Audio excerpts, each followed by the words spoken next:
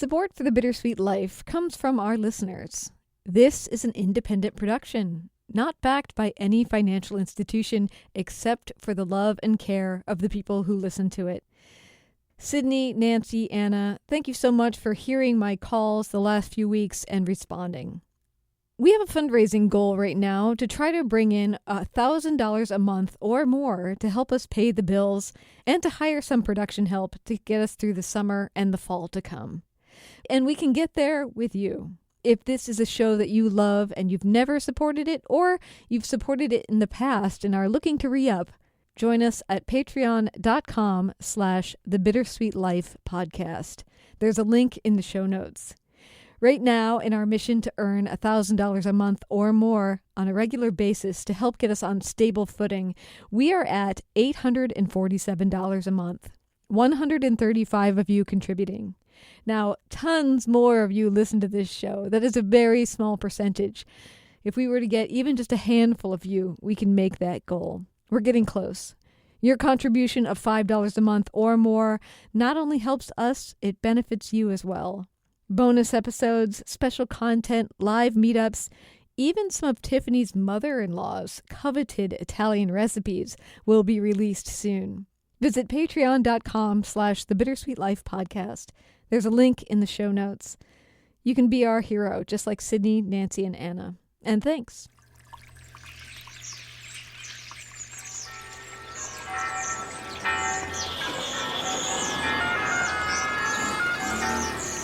Welcome to Rome.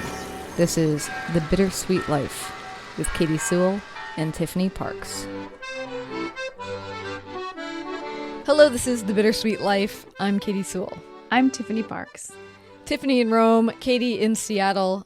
It's quite windy in Seattle as we record this, so if you hear any howling in my background, that's the wind getting through my window that I can't quite get shut. So yes, as I'm talking to you, Tiffany, I am watching debris from pine trees just fling across the world. I mean, you should see the back alley behind my house. It is so littered with plant debris, it's almost comic.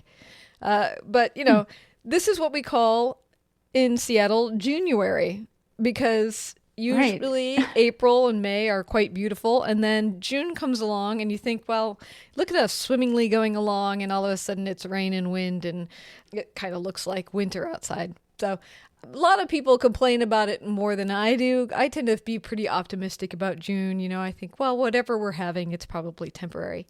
But today we are going to kind of circle back to a topic we did a couple weeks ago about trying hard things, referencing back to episode 534. So if you have not yet heard that episode, I think this is going to make a lot more sense if you listen to that one first, because we are going to be just following up on things that we talked about during that episode. But we were talking about, if you don't feel like doing that, trying hard things. And sometimes when you try those hard things, they're nothing like you expect. I was referencing taking a pottery class and thinking it would be somehow meditative and relaxing, and finding that it was the exact opposite of that.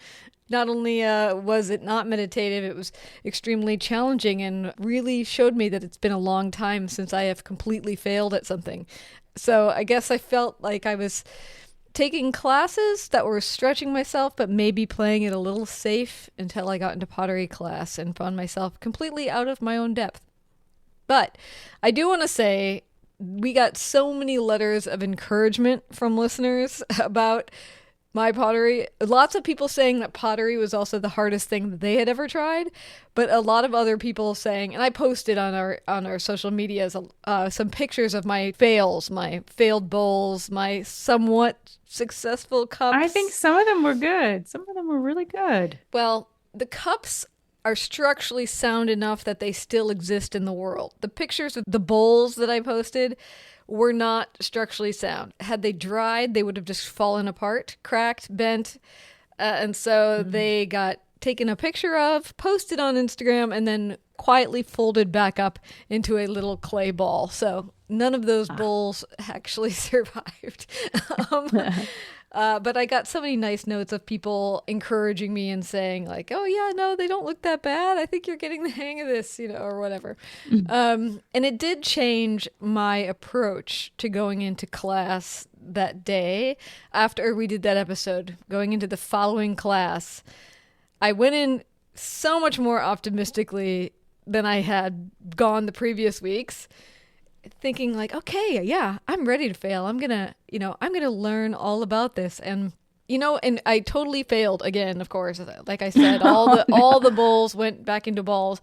But I will say that I was approaching it almost more like a scientist, where I'm like, well, what would happen to the clay if I stuck my finger right here, or like, what would happen if I held my hands in such and such a manner? And I got lucky because the class, it was coming out of a holiday weekend for us here in the United States. And so a lot of people weren't there. It was a much quieter night than nights previously. So I was able to go up to the teacher and just say things like, how should I be holding my hands when I am trying to do such and such a thing? Actually grab my hands and put them in the position that you would be holding your own hands, So a lot of like ability to talk back and forth like that. And also realizing like, you're not just out of your depth because you don't know how to shape things. We're dealing with like this clay on a molecular level.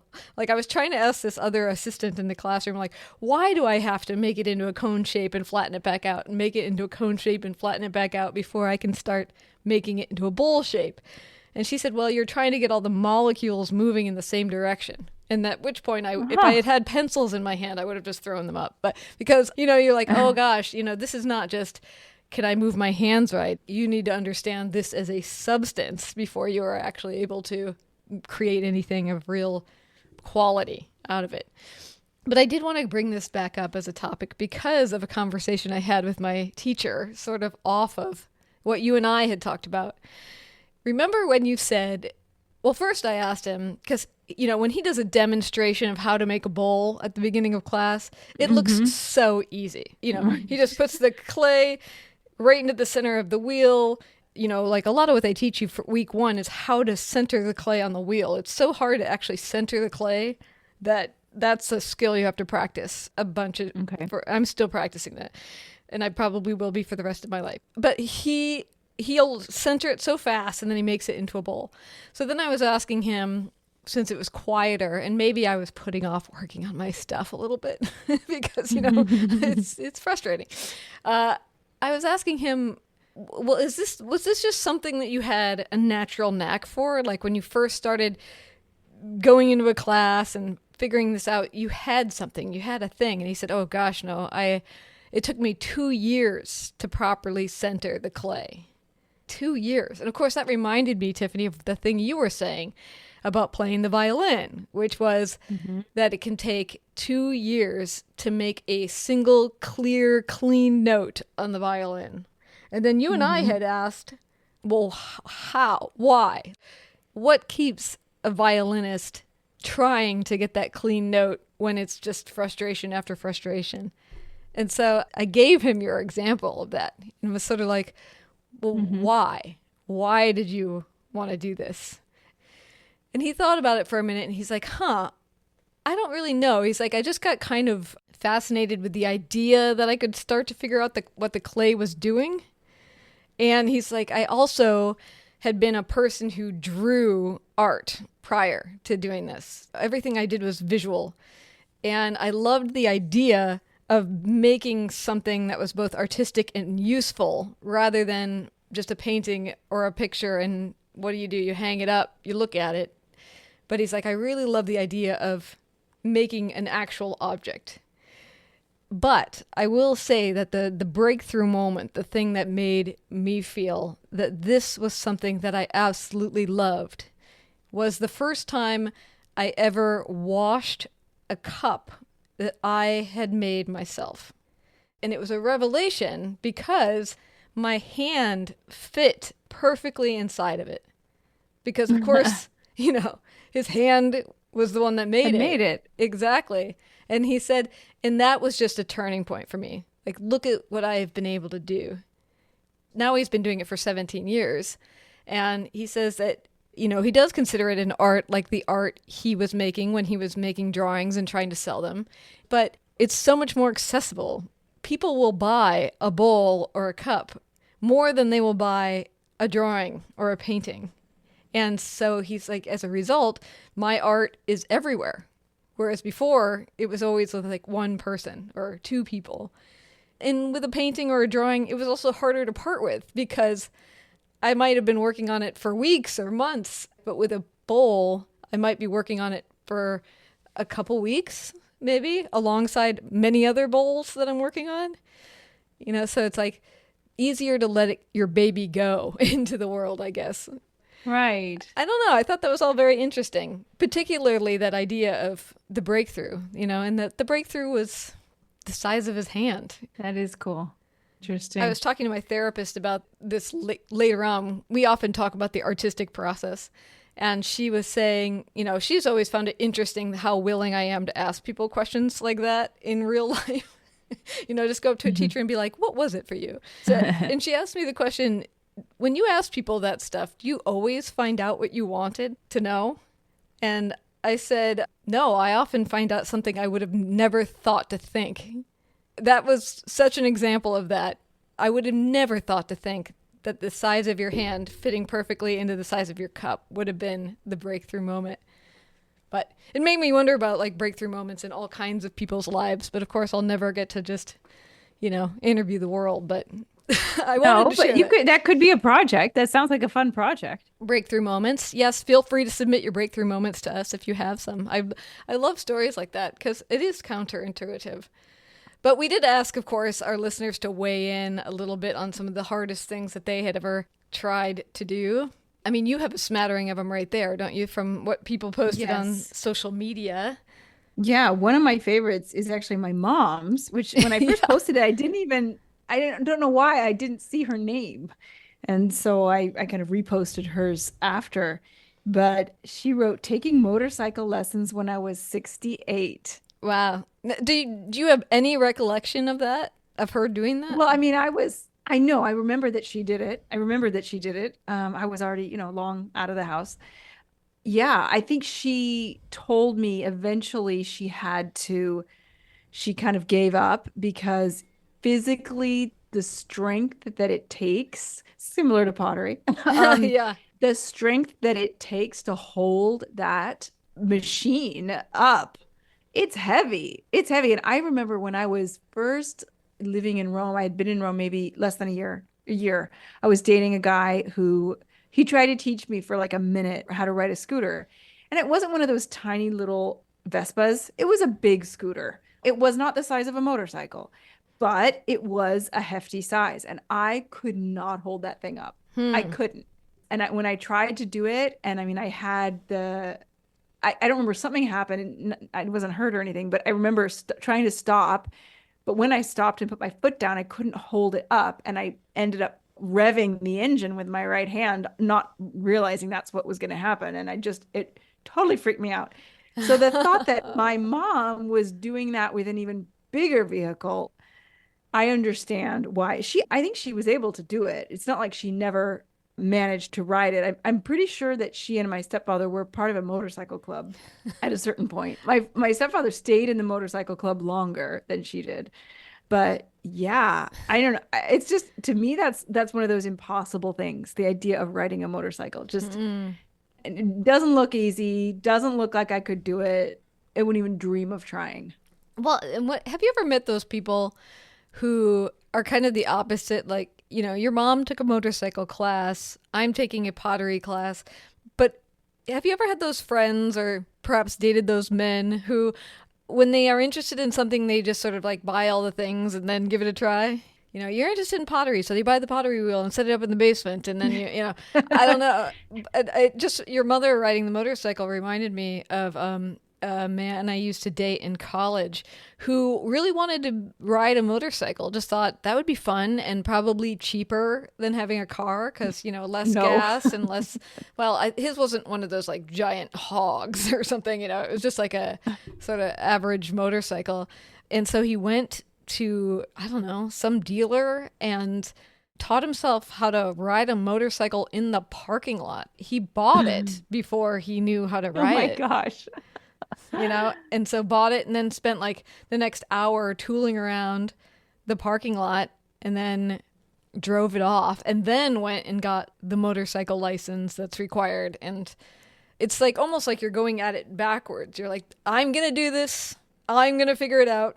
I don't need to Well, know I anything mean, prior to me doing it, which I I'm admire in a impressed by way. that.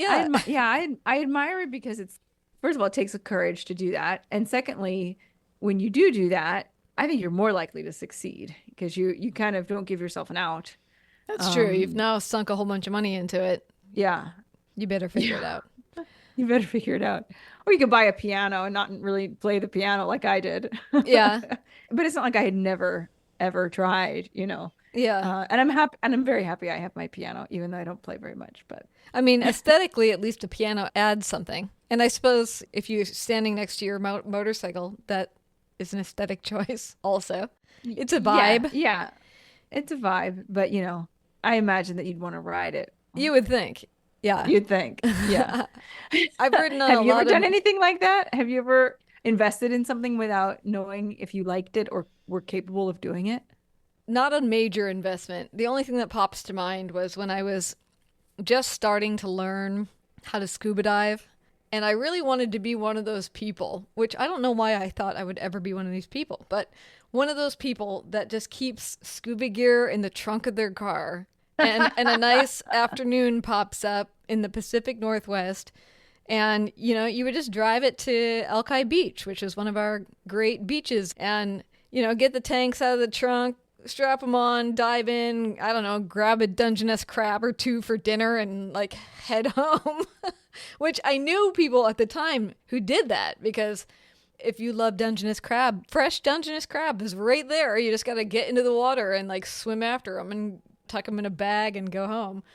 So I knew a woman who was selling her tanks. And not only that, they were slightly smaller than normal. So they were better for somebody of my size because I'm a shorter person. Mm-hmm. And I was like, yeah, sure, I'll give you the money for them. And I got them serviced, filled with oxygen, and checked over to make sure everything was fine. I must have driven around with those tanks in the trunk of my car for years. I never once actually tried to use them. No, because I was not dry suit certified. I was only wetsuit certified by the time. And I don't know if you've ever set foot in the Puget Sound, but it is like 45 degrees Fahrenheit, probably at most. It's always cold. And it was just so cold that I just couldn't bring myself, even if I had the confidence, to scuba dive alone, which I do not. No, you're not supposed to, Katie. You're not ever supposed to go alone. If you're just walking in off the shore, you could probably get away with it. But all that aside, that's intense. I did not know that about you. The tanks finally got sold. Think about how much gas I wasted carrying those around. For real. That's what I call a fantasy self purchase. It's your fantasy self. We all have our fantasy self. We all have these things that we want to be and we want to do, and we waste a lot of money on it and a lot of time and effort, sometimes lugging stuff around, moving, equipment between various homes that you never use. For me, it was the pasta maker. I think I've told this story. Stop me if I have. But I bought a pasta maker, an old-fashioned crank, metal crank pasta maker in Italy when I was there this summer after my sophomore year in college. I went with my sister to visit our Italian relatives. And for whatever reason, I bought this thing. There was still the lira, so everything was dirt cheap. And I was like, wow, I have to have this. I had just, moved into a new apartment in Boston by myself. And I was like visualizing the kitchen and like, oh, I'm going to have this little pasta maker on like a little kitchen cart. And it's going to look so cool. And I'll have like my checkered apron hanging from the hook. And I'm going to make pasta. And everyone's going to know that I spent time in Italy because I make pasta. Oh my God, on the regular, yeah. Yeah, I never used that thing. Not one time. It looked good on the little cart. I did end up getting a little cart. Yeah. It looked good, but it gathered dust. And those things are not easy to dust because they got lots of little grooves. And then I moved it. I moved it. So I lugged it back from Italy. Uh-huh. I did stay in that apartment for several years, but then I moved to Montreal. So I lugged it to Montreal and then I lugged it back. And then I moved a couple of times in Boston after coming back from grad school. And then when it came time to move to Italy, you know what I did? I sold it. I'm like, I'm not bringing this thing back to Italy. Who am I trying to kid? I do not make pasta. I I never will mean, make pasta. if you're moving to Italy where everybody makes pasta, it's sort of like, well, why would I be doing it? Well, Let the exactly. And experts take also, this. Yeah. yeah, and also like fresh pasta is very available. So Yes. that was my most famous fantasy self purchase. I give myself a pass because I was, 19 or 20 years old. But I'm sure if I sat and thought about it, there are many, many more fantasy self I purchases love the that I have. idea of the fantasy self. I think the fantasy self comes into real play when you're putting together something like a wedding registry or like Uh-huh. I don't know, maybe a baby registry too, or any kind of, even maybe when somebody's like, put a birthday list together, on Amazon, well, those kinds of things. But the wedding registry is the one example I know of living through this. People are going to get you things that maybe you wouldn't be able to afford to buy yourself. And especially not when you're starting out with somebody brand new. And you also have to come up with enough things, like depending on however big your wedding is, you have to come up with enough things with a wide enough price range that a whole bunch of different people can contribute, which I thought was quite strange and difficult to sort out. Not unfun, but one of those things, those aspirational things, was a KitchenAid. And I feel like in the United States, asking for a KitchenAid during your wedding is very common, I feel, or at least it used to be.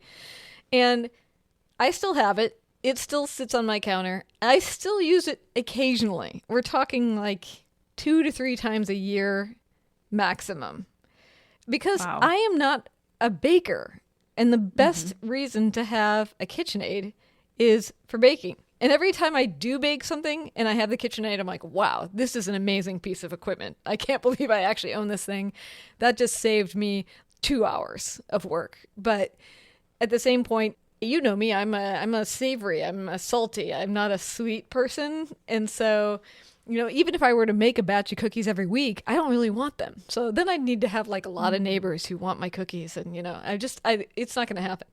So I think that was another one of those things of like, you know what a really well appointed home looks like? It has a KitchenAid sitting on the counter. I don't even know if that's an aspirational self or like an aspirational life. Like, I'm going to have the perfect American kitchen, and that is going to I think include a it's KitchenAid. I think it's all wrapped up in one. You want to be the kind of person who has the KitchenAid on the countertop. I would love a KitchenAid, but yeah, I just don't. I mean, I didn't have a wedding registry, sadly, because they don't really exist over here.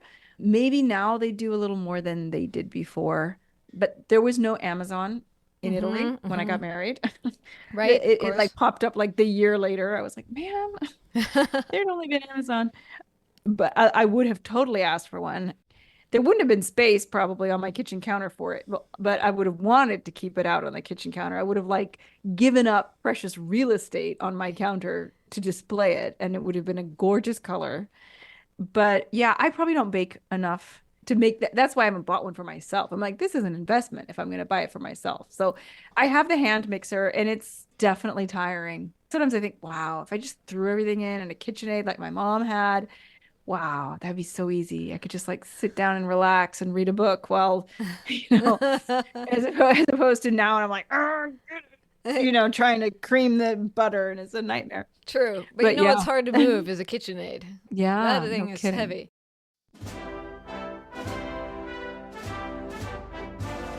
Katie here, popping in for just a moment. I want to give you something to think about. If you live in the United States, chances are that you are already sick of talking about politics in the lead up to the election that we are facing in November. According to the Pew Research Center, 65% of Americans, when asked, said they felt exhausted at the thought of politics. We are just getting started in this election cycle. And no matter what side you stand on, one thing we can all be certain of is this is going to be an exhausting, irritating, and stressful election year, most likely. So here's something I want you to think about. When the election is exactly 1 month away, where would you like to be? Do you want to be at home, stressing out in the last month before the election?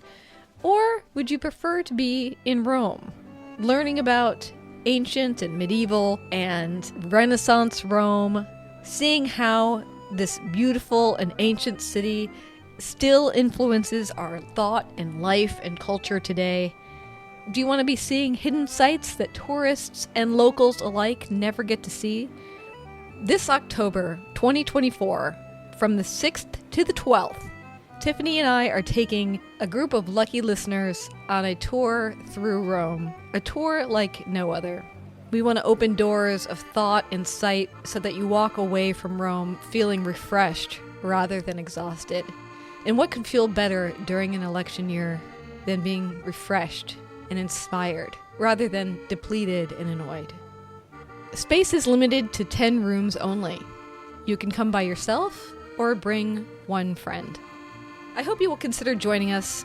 Send us an email, bittersweetlifepodcast@gmail.com, and I will send you all of the details. bittersweetlifepodcast@gmail.com. And how great it is? Well, you don't just have to take my word for it. Here is one of our listeners who traveled with us to Rome last year. I would absolutely recommend it. It was just one of the best weeks I can recall. I mean, all this stuff was intriguing to me, and I didn't know much about it. So it was a week of education and pleasure, of course. Lots of nice people gathered together, and Tiffany, extraordinary guide, knowledgeable. Oh my God, it's unbelievable what you keep in that brain of yours. And then Katy always does such a wonderful job of things. So, yeah, I don't know what else to say. It was just a great week. All right. Send us a note. Let us give you all the information. bittersweetlifepodcast@gmail.com. Come to Rome and be renewed in the run-up to this election. Now back to the show.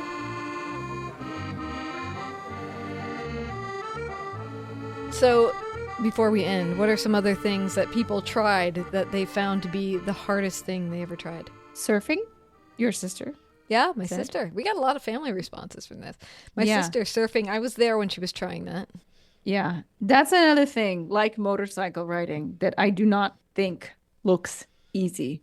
I mean, I think for me, it's like mostly like physical, athletic things that to me look impossible. I'm not going to go there. I would love to learn how to surf, but I just don't know if I have the strength, and you really have to be flexible to surf. Well, I think you have to also be well balanced. Well balanced, yeah. I don't think I could do it. Like you know those, I mean, I don't know if they're popular in the States, but they're very popular here in Italy, especially like 2-3 years ago. They were super popular with teenage kids. I think they call it a hoverboard. I don't know. It's like a horizontal skateboard. Picture that with 2 very large wheels, and you just stand on it. And you kind of, the way you move your feet propels you forward or backward, and you lean to turn it and stuff. And it looks like the easiest thing on the planet. And somebody in our courtyard had one. It was Aurelio's friend's big brother had one. And I was like, oh, let me try this. You know, I'm always game for, trying stuff like that. And so I get on this thing, and I mean, thank God one of my friend's husbands happened to be standing right behind me, because I got on that thing and it just started moving, and I fell backwards. I was propelled backwards, and he caught me, and I was like, oh my God, I would have fallen so bad. Yeah. And I don't think I can do like a balance in like a yoga class. Like I'm very good at balancing on one foot, but if the ground is moving, not so much. I mean, I have never tried surfing, but I don't know. I was a skateboarder for so many years. I have to imagine I'd be okay. I don't know. Yeah. I don't know. Never tried that. Yeah, I think you'd probably be better than me, for sure. Hopefully, just because I have balanced on other things. I've had more practice navigating a thing with my feet. Mm-hmm.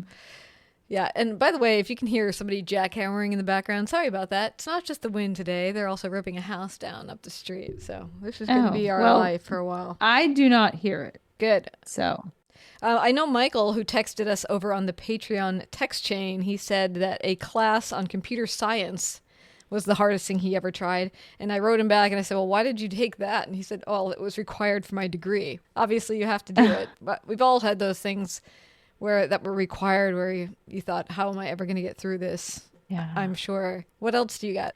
well, learning the ukulele. Ooh, that's a good one. And the same person says, and high school biology. Okay, yeah. So for me, it was high school chemistry. Yes. I could not make it make sense. I don't get it. I don't. The teacher could bring in the little wooden models of molecules, and I'm like, you're speaking Greek to me. I don't know what that is. I can't see that in the world. So I still don't understand it. And if I hadn't had a tutor, I would have failed chemistry. And I just scraped by with, I think, a C or a C minus, which I was very excited about. Wow. On a total side note, I mean, I don't know if you're picking up any of this noise, but I'm just like, okay, we got a jackhammer, we got the wind. And Tiffany, I kid you not, a garbage truck just pulled up behind my house. I think I can hear that. I'm just like, what else could it be? Add something else. Where's the sirens? You know, where's this kids getting out of school? The lawnmower? The lawnmower, the leaf blower. What else? What else? All right. Well, how about one or two more? Somebody else says pottery. And learning to play tennis as an adult. Ooh. Fell in love with both. Oh, I love that. See, that's what I mean. Like, you think that you would be terrible at surfing, but, you know, you may never know. You might find, like, oh, hey, I'm great at this. Yeah. I mean, and that's a question for another day. What are the things that you were naturally good at that, like, you picked up on immediately and were just easy for you? Well, and from that comment, it almost seems like whatever, it was hard, but it became, that's the thing that I keep thinking, like, if I keep at this pottery class, is there going to be that moment where all of a sudden I'm like, I get it. All of a sudden it comes into clarity. And Oh no, I think that is not going to happen with everything for everyone. I think that everyone has their things that they will eventually master if they work at it long enough. And I think that we all have our things that we'll just never be good at. I mean, I don't mean to be pessimistic. I'm not saying you personally. No, you might no. be, you know, a budding pottery artist and you know, you don't have a second career. But I feel like there are things. Now, I don't know. Maybe if you tried hard enough and worked hard enough at it, you'd get. There is some theory about like the 10,000 hours of mastery. Like you can master anything in 10,000 hours. I don't know.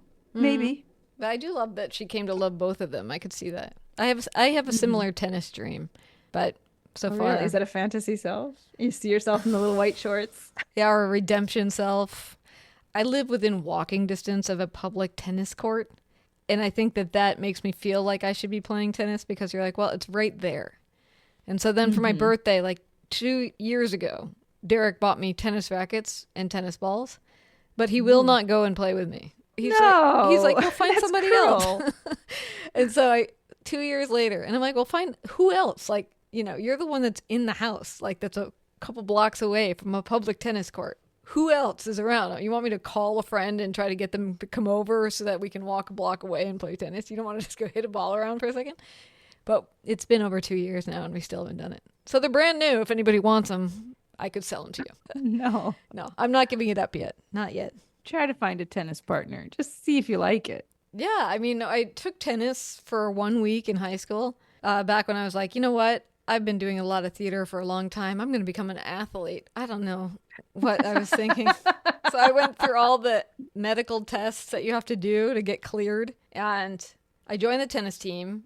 I was there for long enough to be pictured in the tennis team picture. Nice. Which I didn't even have like the proper clothes. So some girl loaned me her tennis team sweatshirt and another one loaned me a tennis skirt. And I'm sitting, I kid you not, in the very front row of this picture. Like, I'm a prominent member of this tennis team. But it turned out a lot of these people on this tennis team had been playing tennis for years. And so they wouldn't let me and a few other people who were brand new play at all. Like, at all. So I would go to practice and just, like, watch other people play. And I did that for a week, and I was finally like, what am I doing here? what's the point? If you're not going to even try to teach me or let me do anything, I'd rather go back to theater. So I quit. And then it was like, well, you have all these medical tests done. Maybe you could join the track team. And I was like, yeah, aspirationally, I'm going to join the track team. And my sister was really good at track. So I was like, well, okay, maybe it's like natural. Maybe I'd be a great sprinter. And first You're time, like the tiniest girl. well, but I got the strong thighs. That's why I'm good at like gymnastics too. Because you're like low to the ground, good center of gravity, strong legs. But runners are technically long. I mean, Like, you're they nothing have long good. bodies. Yeah, you're nothing good on day one anyway. So we get to day one. And this is my downfall, Tiffany. And thank God. I had to go to a play rehearsal day one, so I had to leave midway through the practice. Okay? It was already agreed to before I went in there. Day one, we're all sitting on the bleachers. I'm feeling optimistic. And the coach says, all right, everybody, we're going to just do a quick warm-up here. Let's do a mile around the track. For me, like running a mile was an absolute nightmare. We had the presidential physical fitness tests every year. The mile was the part of it that would kill me. And everybody just like took off running. And I was the last person in, running slowly after all these people. Made it 4 times around the track, but I was the last person in, and that was just the warm-up. And luckily after that, I had to go to the theater, and I was never back again. That was the end of my track career. I wouldn't have even tried, but I don't blame you one bit.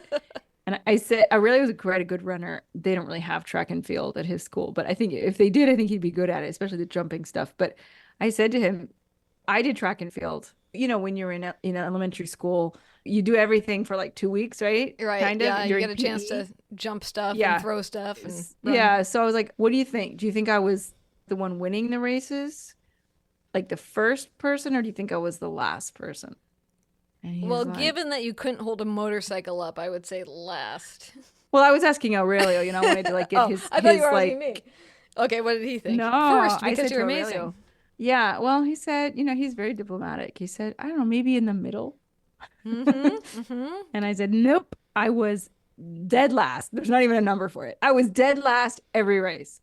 Every single race, like you could count on it, I was the last.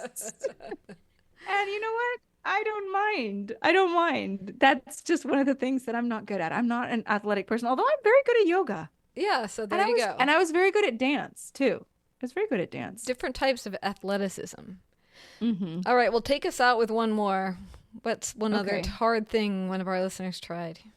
Learning how to swim properly as an adult. Ooh. And I think she wrote a longer comment in our private messages because she said that she had never learned to swim and she could stay afloat, but she said she was swimming like an old lady, which I'm not sure how old ladies swim, but just sort of like always with her head above water. She would always swim with her head above water and just kind of paddle along. And she finally, I can't remember what it was that pushed her into taking swimming lessons. I think it was a friend. And she said she was terrified of having her face underwater, which I remember when my stepmother was learning to swim because she had never learned to swim as a child. And I remember going to the pool with her and my dad when I was still quite little. And he was trying to get her face wet. And it just scared her so much. And so that is a real thing, for people. And you don't have to be necessarily afraid of water to have that fear of getting your face underwater. Yeah. So that's a good one. That's a big deal. It's a big deal that she faced that fear and she learned to swim. Yeah, that's great. Well, I want to thank everybody who sent in your hard things. That was really cool to read the list and the variety from people of things that we've tried in our lives. I guess a lot of those, like, we didn't really ask so much the why sometimes, and that would have been also very curious. But now my question is aspirationally, what's the aspirational self that never came to be, the thing that you're like, you know what, I'm going to hunt for Dungeness crab myself out of my car and take it home? What's your Dungeness crab thing? What's your pasta maker? What's your pasta maker? Send it in. Yeah, send it in and we'll do a whole episode on your aspirational self, your fantasy self items. Yeah, that's fun. I got a few more. All right. So Bittersweet Life Podcast at gmail.com is the email address. bittersweetlifepodcast@gmail.com. You can also ask us for information about our upcoming October road Rome trip at that address. We'll send you all the information. And of course, you can always reach us on social media. We are mostly on Instagram and Facebook right now. And if you are a member of our Patreon, helping us support the show for as little as $5 a month or more, you can now text us, which is how we heard from people on this topic as well.